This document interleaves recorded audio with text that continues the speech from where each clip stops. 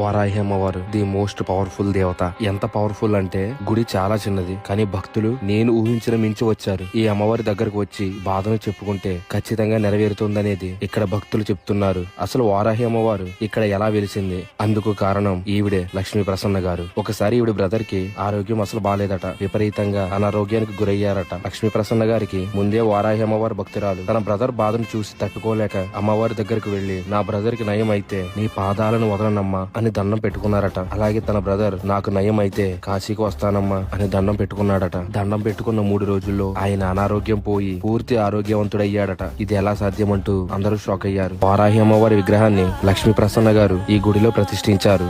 వరాహ రూపం దైవవరీతం.